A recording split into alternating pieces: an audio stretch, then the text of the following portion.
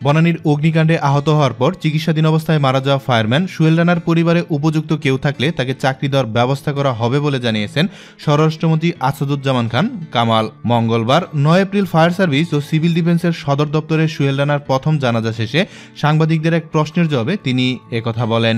স্বরাষ্ট্রমন্ত্রী বলেন, সোহেল রানা পরিবারের একজন উপার্জনক্ষম ব্যক্তি ছিল। ফায়ার সার্ভিস সহ আমরা সবাই তার পরিবারের প্রতি লক্ষ্য রাখব। তার পরিবারে যদি উপযুক্ত কেউ থাকে তাকে একটি চাকরি দেওয়ার ব্যবস্থা করা হবে।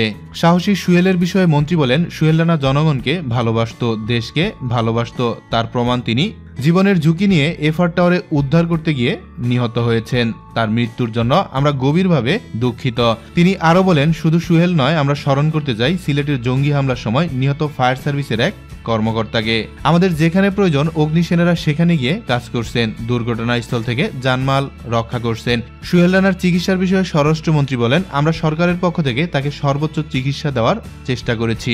প্রথমে তাকে সিওএমএসে নেওয়া হয়েছে, এরপর প্রধানমন্ত্রীর নির্দেশে এয়ার অ্যাম্বুলেন্সে তাকে সিঙ্গাপুরে নেওয়া হয়েছে।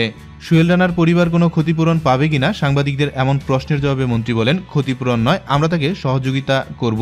ইতিমধ্যে ফায়ার সার্ভিস তাকে সহযোগিতা করেছে, প্রধানমন্ত্রীও তাকে সহযোগিতা করবেন। গত 28 মার্চ বনানীর কামাল আতাতুর্ক এভিনিউর পাশে 17 নম্বর সড়কের এফআর টাওয়ারে ভয়াবহ আগুনে ঘটনাস্থলে 25 জন ও হাসপাতালে 1 জন নিহত হয়। এ ঘটনায় আরও 73 জন আহত হন। এফআর টাওয়ারে অগ্নিকাণ্ডে আটকে পড়াদের উদ্ধার করতে গিয়ে আহত হন ফায়ার সার্ভিস কর্মী সোহেল রানা।